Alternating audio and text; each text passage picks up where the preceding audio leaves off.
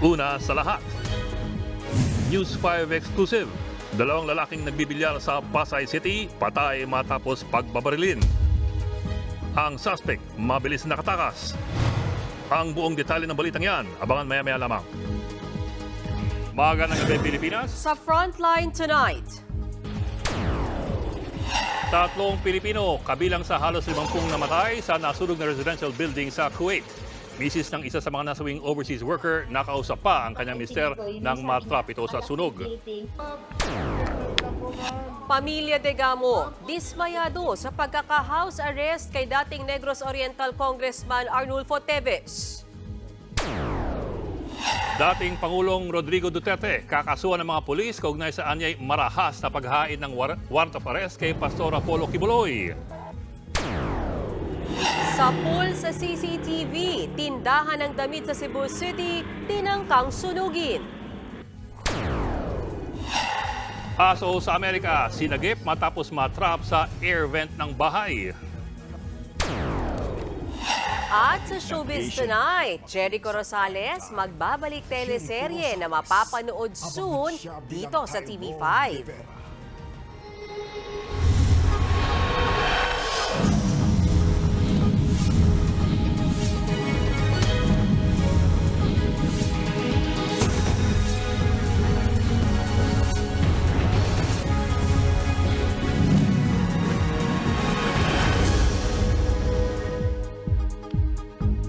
Patay ang tatlo nating kababayan sa nasunog na gusali sa Kuwait. Kwento sa News 5 ng asawa ng isa sa mga nasawi, nakausap pa niya ang kanyang mister bago ito tuluyang maipit sa nasusunog na residential building. Nasa frontline na balitang yan, Marian Enriquez. Nagngangalit na apoy ang sumiklab sa gusaling ito sa Mangak City sa Kuwait alas 6 ng umaga kahapon. Sa laki ng sunog, umabot hanggang sa pinakataas na palapag ang inilalabas nitong makapal na usok. Agad nagdatingan ang mga truck ng bombero. Sa isa pang kuhang ito, makikita ng malapitan kung paano nilamon ng malakas na apoy ang iba pang bahagi ng gusali.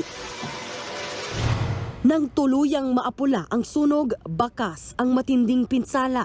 Pawang mga migrant worker ang nakatira sa gusaling ito. Ayon sa Interior Ministry ng Kuwait, 49 ang namatay sa sunog. Karamihan sa kanila, mga Indian. Ayon sa ating Department of Migrant Workers, may 11 Pilipinong apektado ng sunog. 3 sa mga ito ang kumpirmadong patay, habang 2 ang kritikal at 6 ang nakaligtas. Kabilang sa mga kababayan nating nasawi si Edwin Petras Petilla na 7 taon nang nagtatrabaho sa Kuwait. Kinumpirma yan ng kanyang asawa na si Edlen sa News 5. Kwento niya, nakausap pa niya ang kanyang mister bago sumiklab ang sunog. Narinig pa nga raw ni Edlen ang mga huling sandali ng kanyang asawa nang matrap ito sa nasusunog na gusali. Naririnig ko na yung sigawan nila na hindi na sila makahinga, gano'n. Mami, nahihirapan ako huminga hanggang nag-down na sila na hindi ko na sila marinig. Tapos may nagsasabi na calm down, gano'n yung mga rescuer. Nung nadampot na yung asawa ko, narinig ko lang yung kalansing ng headset niya. 3 kapwa Pinoy raw ang kasama ng kanyang mister sa kanilang kwarto sa ika-6 na palapag ng gusali. 2 sa mga ito ang kritikal ngayon ng kondisyon habang nasawi rin ang isa pa. Kwento raw kay Edlen ng mga nakaligtas sa sunog. Sabi nga, mahirap daw talagang buksan yung fire exit kasi kailangan pang gamitan ng martilyo bago mo mabuksan yon. Nagsimula raw ang apoy sa mababang palapag ng gusali. Hindi raw agad nakalikas ang mga natutulog sa mataas na palapag, habang ang iba tumalon na raw palabas ng building para lang makatakas sa makapal na usok. Inaasikaso na ng ating mga opisyal sa DMW ang pagpapauwi sa mga labi ng mga biktimang Pinoy. Currently reaching out to the family. Ang ating labor attaché at OWA and the embassy are now with the forensic authorities. Iniimbestigahan pa ang sanhi ng sunog pero tinitignan na ang kapabayaan ng may-ari ng gusali. Ayon sa Deputy Prime Minister ng Kuwait, pinagsiksikan ng may-ari ng residential building ang mga migrant worker para mas malaki ang kitain. Nakahanda rin ang ating pamahalaan sa posibleng isampang reklamo ng pamilya ng mga biktimang OFW. Nagbabalita mula sa Frontline, Marian Enriquez, News 5. Sa pool sa CCTV, ang tangkang panununog sa isang tindahan ng mga damit sa Cebu City. Ang tinitingnang motibo ay away negosyo. Nasa front ang balitang yan si John Roa. Sa kuhang ito ng CCTV, makikitang huminto ang riding and tandem na ito sa labas ng isang clothing shop sa Salinas Drive, Lahog, Cebu City. Bumaba ang angkas na may dalang bote. Binuksan niya ito at inihulog sa loob ng gate ng tindahan. Umalis ang angkas at nang bumalik, meron siyang sinindihan at inihulog ulit sa tindahan hanggang sa may biglang nagliyab. Agad lumapit ang isang residente para apulahin ang apoy, pero pumalya ang ginamit niyang fire extinguisher. Sinubukan ding patayin ang apoy ng mga napadaang kawani ng Cebu City Hall pero hindi ito umubra.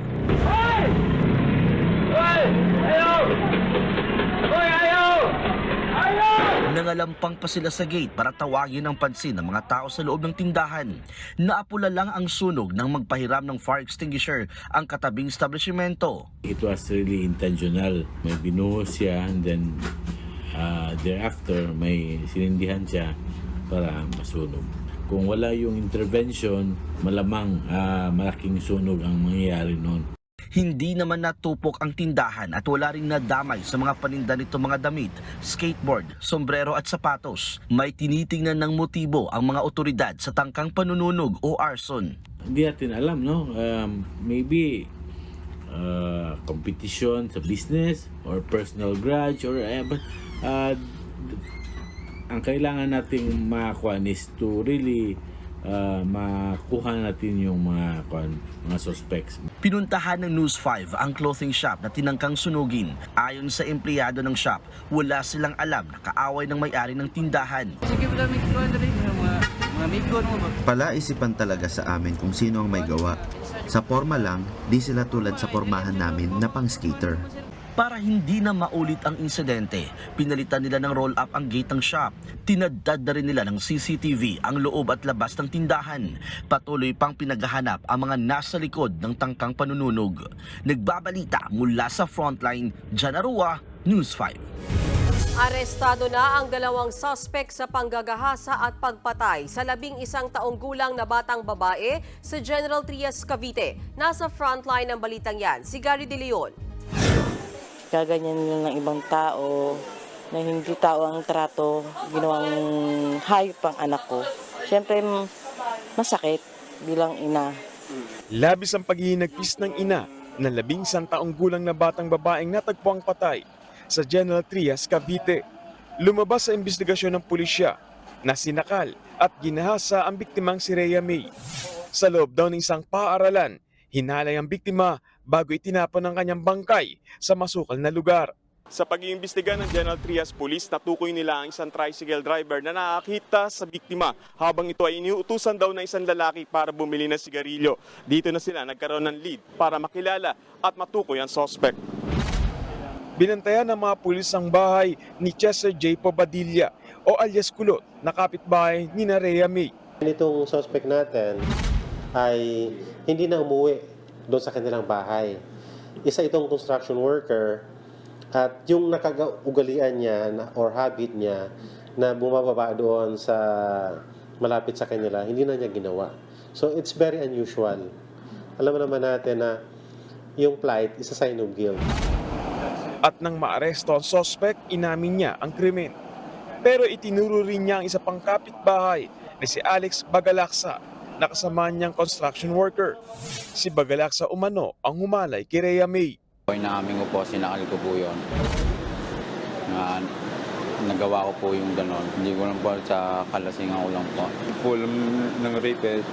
Hindi ikaw? Hindi po. Pero sino? Ewan ko lang po yung isa. Todo tanggi naman sa paratang si Bagalaksa. Ewan ko po sa kanya kasi po ni-inuman po, sinasabi niyang nag-inuman tapos ako daw ang naunang gumalaw sa bata. Sabi ko, paano nangyari yon? Sabi ko, sa inuman po hindi tayo magkatabi. Hindi naman po kami magkasama, sir. Kaya yun na din ang inano ko sa sarili ko. Bakit gano'n? Hindi naman po pwede maghumingi ng tawad sa kanila kasi wala naman ang kasalanan dyan. Hindi. Laking pasasalamat naman ng pamilya ni Rhea May sa agarang pagkakahuli sa mga sospek. Gusto ko po silang magdusa. Gusto ko iparanas sa kanila kung anong pinaranas nila sa anak ko. Sinagot ng lokal na pamahalaan ng General Trias ang gastos sa pagpapalibing at abogado para sa pamilya ng biktima. Nahaharap ang dalawang suspect sa kasong rape with homicide. Nagbabalita mula sa frontline, Gary De Leon, News 5. Sa ibang balita, kinumpirma ng Justice Department na naka-house arrest na sa Timor-Leste si dating Congressman Arnulfo Teves. Dismayado naman ang pamilya de Gamo sa naging pasya ng korte roon. Nasa frontline ng balitang yan si Camille Samonte. Sa litratong ito na ipinadala kanina ni Attorney Ferdinand Topacio, makikita ang kliyente niyang si dating Negros Oriental Congressman Arnie Teves habang nasa loob ng korte sa Timor-Leste. Kanina rin ipinag-utos ng korte doon na isailalim si Teves sa house arrest. Ibig sabihin mananatili si Teves sa inuupahan niyang bahay imbis na sa kulungan. Kinumpirma ng Department of Justice ang house arrest. 24 hours daw ang bantay ni Teves sa bahay niya at tanging pamilya niya lang ang pwedeng bumisita. Ayon naman sa ilang ulat sa Timor-Leste, tinukoy na flight risk o may kakayahang tumakas ang dating kongresista. Pero itinanggi ito ng kanyang kampo. Parang middle ground ay sinabi ng korte na siya ay although may flight risk, may risk na siya ay hindi umattend, mababa lamang, pwede na siyang ilagay bilang isang nasa house arrest. Dagdag pa ni Topacio, hindi tatakasan ng kanyang kliyente ang mga pagdinig. Paano kami makakatakas? Cancel yung passport niya at gusto rin niyang matuloy itong extradition hearing sapagkat maganda naman po depensa namin dito. Ikinadismaya naman ng byuda ng pinaslang na si Negros Oriental Governor Roel de Gamo ang desisyon ng korte sa Timor-Leste na i-house arrest si Teves. He deserves so much more than just arrest. Sa dami ng pinatay at kinatay niya dito, tapos maka-house arrest siya. Siguro what gives us consolation is the fact na that word there that says it's still an arrest. So we're hoping talaga for his return in this country. Matatanda ang Lunes nang palayain si Teves ng korte roon matapos pagbigyan ng kanyang habeas corpus petition. Pero pinadambot din siya agad ng korte dahil nagkataong Martes ang unang extradition hearing. Mananatiling naka-house arrest sa Timor-Leste si Teves sa gitna ng mga pagdinig sa extradition request ng Pilipinas para pauwiin sa Pilipinas ang pinatalsik na kongresista. Dito sa bansa, naghihintay sa kanya ang patong-patong na kaso kaugnay sa pagpatay kay De Gamo at siyam na iba pa. Nagbabalita mula sa Frontline, Camille Samonte, News 5. Magsasampa ng reklamo si dating Pangulong Rodrigo Duterte laban sa mga pulis na sumubok arestuhin si Pastor Apollo Kibuloy. Nanindigan si Duterte na labag sa batas ang ginawa ng kapulisan dahil wala raw silang search warrant. Ayon sa dating Pangulo, overkill ang ginawang operasyon. Inutusan na raw niya ang mga naabuso umanong miyembro ng Kingdom of Jesus Christ ni Kibuloy na ihanda ang kanilang mga testimonya. Sinisilip na rin daw ni Duterte kung anong mga parte ng kanilang simbahan ang sinira ng mga pulis. Ang dating Pangulo ang nagsisilbing administrator ng mga pag-aari ng KOJC. Noong Lunes, nagkagulo sa pagitan ng mga pulis at mga tagasunod ni Kibuloy na ang pasukin ng mga otoridad ang KOJC compound sa Davao City. Hindi naman naaresto ang pastor dahil wala sa lugar ang self-appointed Son of God. Wala pang komento ang Philippine National Police at Department of Interior and Local Government sa inihahandang reklamo ni Duterte.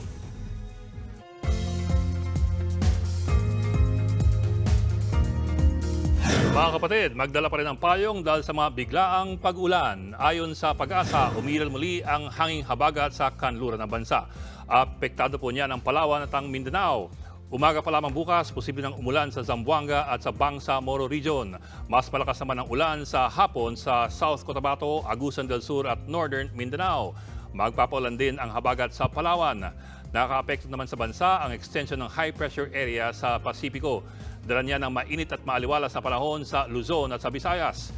Pero posible pa rin ang localized thunderstorm sa hapon sa Ilocos Region at sa Central Luzon.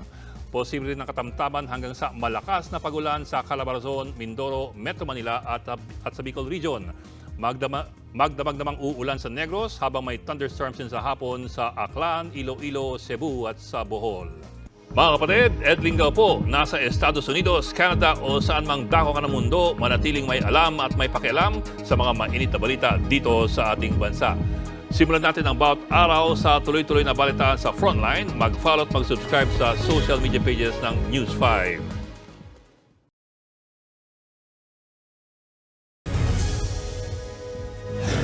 Patay ang dalawang lalaki matapos pagbabarilin sa loob ng isang bilyaran sa Pasay City. Sa kuha ng CCTV na eksklusibong nakuha ng News 5, makikitang naglalaro ang mga biktimang sina Jojit Carpe at Jeric Belga kasama ang iba pang lalaki.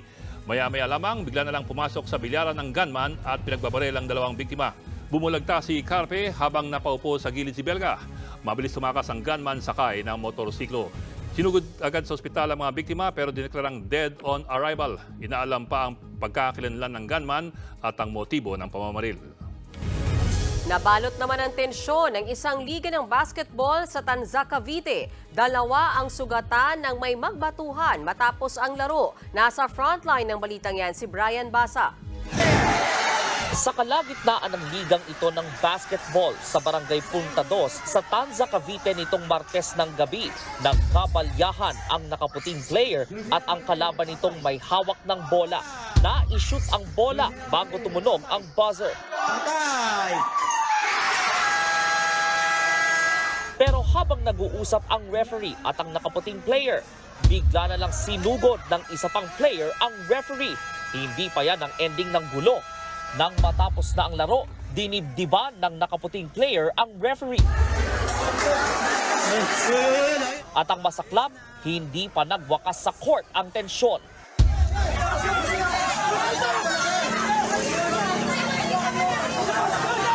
Hanggang sa kalsada, tuloy pa rin ang sagutan ng mga player at ilang manonood. Ayon sa Barangay Punta 2, nagkabatuhan pa kung saan 2 ang sugatan. Nagpasya ang sangguniang kabataan na pansamantalang itigil ang paliga. Nagkaharap na raw sa barangay nitong Miyerkules ang mga manlalaro ng 2 koponan. Magkakamag-anak pala ang karamihan sa kanila.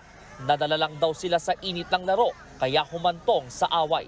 Bagamat nagkaayos na, inaalam pa ng mga otoridad kung sino ang mga namato. Tiniyak naman ng SK na hindi na mauulit ang gulo sa pagpapatuloy ng liga sa mga susunod na linggo. Kumausap na po kami ng ilang kapulisan dito sa munisipyo namin para every game po na mangyayari is may magbabantay po na men in uniform. Nagbabalita mula sa Frontline, Brian Basa, News 5. Nanawagan ang Presidential Anti-Organized Crime Commission sa mga lokal na pamahalaan na makipagtulungan para masawata ang mga iligal na pogo sa bansa. Inatasan ng PAOK ang mga alkaldeng may pogo sa kanilang lugar na silipin kung legal ang mga pasilidad o hindi. Layon nitong mapigilan ang pagkalat ng mga pogo na nagiging pugad umano ng mga scam, kidnapping at pagpatay. Kapag hinayaan daw ang ganitong operasyon, baka mabigla na lang ang LGU na talamak na ang karahasan sa kanilang lugar. Halimbawa na raw nito ang Pogo Hub sa Pampanga na ilang araw nang hinahalughog ng mga otoridad. Mga kapatid, Mean Los Baños po. Nasa Europa o saan mang dako ka ng mundo, manatiling may alam at may pakialam sa mga maiinit na balita dito sa ating bansa. Simulan natin ang bawat araw sa tuloy-tuloy na balitaan sa Frontline. Mag-follow at mag-subscribe sa social media pages ng News 5.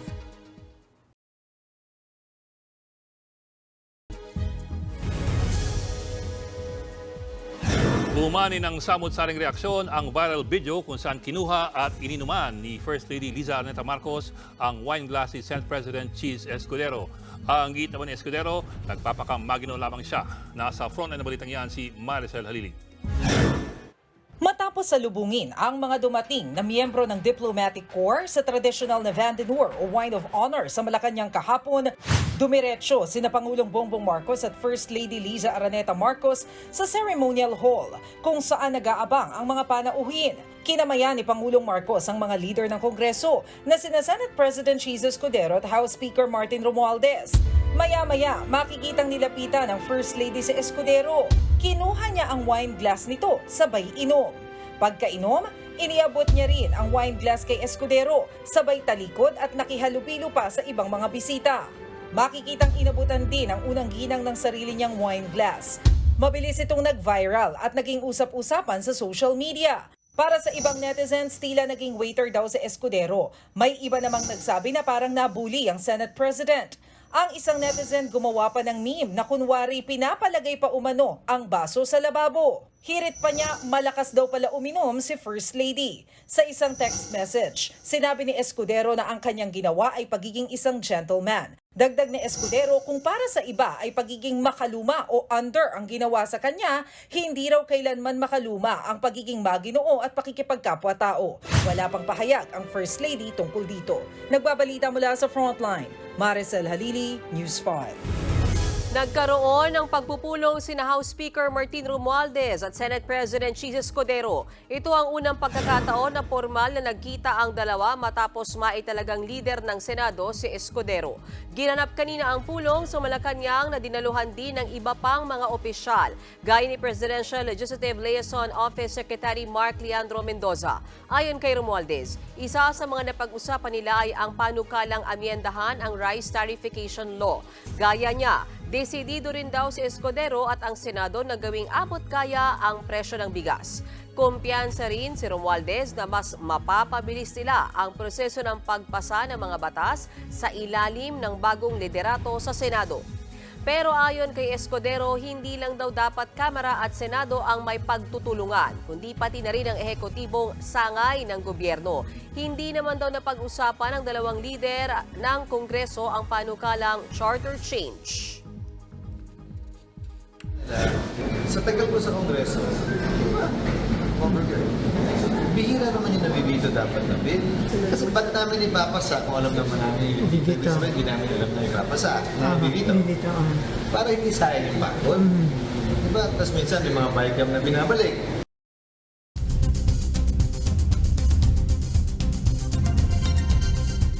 Nasagip sa Amerika ang isang tuta na natrap sa air vent ng bahay. 3 oras na trap ang aso bago nakuha ng mga rescuer. Yan at iba pa sa Frontline News Abroad. Sinilip ng babaeng ito ang butas na konektado sa air vent ng kanyang bahay sa Amerika. Ilang saglit pa, maririnig ang mahinang iyak ng isang tuta. 3 oras na trap doon ang alaga niyang aso. Rumisponde ang mga rescuer at binutasan ng bahagi ng kisame. Nang marating ang air vent, agad itong binuksan at tuluyang nakuha ang tuta. Come here. Come here, buddy. Come on. I need treats. Niyakap ng mahigpit ng amo ang kawawang aso. Ayon sa mga otoridad, nahulog ang tuta sa open floor vent pagkatapos tumalon sa kama mula sa 2 palapag ng bahay. Sa Amerika pa rin, sinuong ng mga sasakyan ng mga binahang kalsada sa Florida. Ang ilang sasakyan tuluyan ng lumubog at tumirik sa baha. Ang residenteng ito napilitan ng mamangka. Matinding baha ang namerwisyo sa Florida bunsod ng walang tigil na pag-ulan. Ayon sa National Weather Service ng Amerika, ang mga pag-ulan sa Florida ay dulot ng tropical disturbance na sumabay sa pagsisimula ng hurricane season. Sa gitna naman ng parliament session na ito sa Italy, makikitang iniabot ng isang mambabatas ang watawat ng kanilang bansa sa isa pang opisyal. Ilang saglit pa, hinarang siya ng mga marshal at saka nagkumpulan ang iba pang mambabatas. Ang isa sa kanila hinabol ng suntok ang lalaking nag-abot ng watawat. Nagkainitan sa parliament ng talakay ng panukala ukol sa pagbibigay ng autonomy sa ilang lugar sa Italy. Kalaunan, dinala sa ospital ang isa sa mga nasaktang mambabatas. Nagbabalita mula sa Frontline, Elaine Fulgencio, News 5. Showbiz tonight na tayo. May pahagathon si BTS Jin kasama ang ARMYs. Namigay ng free hug si Jin sa 1,000 fans sa Seoul. Isa-isa silang umakyat sa stage at tinanggap ang sweet hug ni Jin. All smiles naman ng BTS member nang makasama niya ulit ang ARMYs. Pa-welcome back ni Jin ang free hugs matapos niyang makumpleto ang mandatory military service. Lipat naman tayo sa P-pop. Pasabog ang performance ng SB19 sa prestiyosong Mega Ball 2024 sa BGC sa Taguig.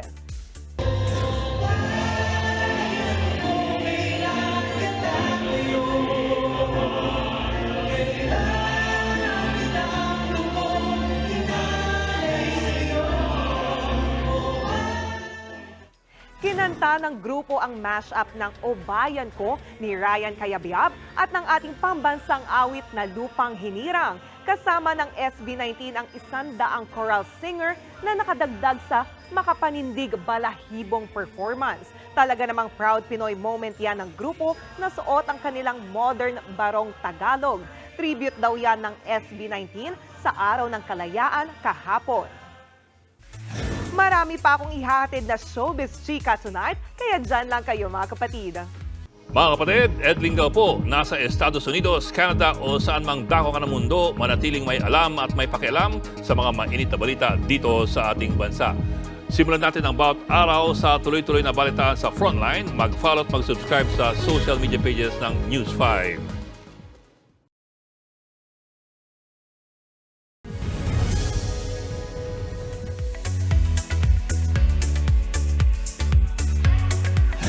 Heads Up Blooms! Mark your calendars dahil maglilibot ang nation's girl group na BINI sa iba't ibang bahagi ng bansa. Para sa kanilang BINIverse concert, Baguio City ang kanilang first stop. Gaganapin yan sa July 6, 8 p.m. Sunod nilang bibisitahin ang Cebu City sa July 14. Last leg ng kanilang tour sa Jensan na gaganapin naman sa July 20. Sa ngayon, sold out na ang kanilang concert sa Baguio at Cebu. Miss niyo na ba mapanood sa teleserye ang nag-iisang Jericho Rosales? After 6 years, magbabalik telebisyon na si Echo para sa Lavender Fields na mapapanood din dito sa TV5. Yan at iba pang chika sa report na to. Minsan ko nang ikinubli ang tunay na nararamdaman para sa ambisyon. Panahon na para ho pa rin ng maskara at ipakita ang totoong laman ng puso ko. May nagbabalik primetime. Walang iba kundi ang Asian drama king na si Jericho Rosales. Gaganap siya bilang si Tyrone De Vera sa upcoming mystery series na Lavender Fields. Handog ito ng ABS-CBN Studios at Dreamscape Entertainment na mapapanood din soon dito sa TV5. Makakasama rito ni Echo ang isa ring nagbabalik primetime na si Jody Santa Maria as Lavender Fields. Ako, itatago ko saglit ang totoo kong pagkatao para bawiin ang pinakamahalaga sa buhay ko. At si Dirty Linen star Janine Gutierrez nagaganap naman bilang si Iris Buenavides. Glamorosa sa unang tingin. Pero subukan mo kung kanti. Nauna ng chinika ni Jody na mapupuno ng aksyon ang Lavender Fields. Abangan yan soon dito sa TV5. Nahaharap naman ngayon sa kontrobersya ang Miss Universe Philippines Organization dahil sa paratang ng isang designer na si Jeff Albea na hindi siya binayaran para sa ginawa niyang trophies sa pageant. Sa post ni Jeff, iginiit niyang naglaho na lang ng parang bula ang MUPH matapos siyang hindi bayaran. Pero buwelta naman ni MUPH production head na si Borge Rojas, binayaran naman daw nila si Jeff ng 150,000 pesos nang walang official receipt noong Miss Universe Philippines 2023. Dagdag pa ni Borge, mismong araw ng MUPH finals pinadala ang trophies. Pero parehong araw rin nila nalaman na kailangan magbayad ng 75,000 pesos kay Jeff. Ikinalungkot naman ni Borge na nag-post agad ang trophy designer kahit may nakausap daw siyang staff. Hindi raw nakasama si Jeff sa May 30 cutoff dahil kulang ang ipinasa niyang dokumento. Sa June 15 pa raw mababayaran ang designer. Wala pa namang bagong sagot dito si Jeff. At yan ang latest and hottest sa showbiz tonight. Ako si Jania Lipon. Happy Thursday mga kapatid!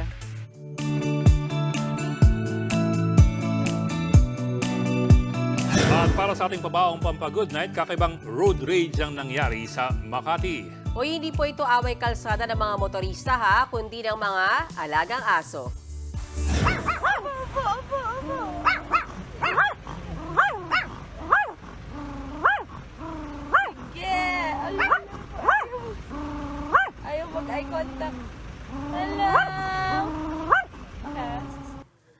Nagtahulan sa isa't isa ang Yorkshire Terrier at Pomeranian na sakay ng magkatapat na sasakyan.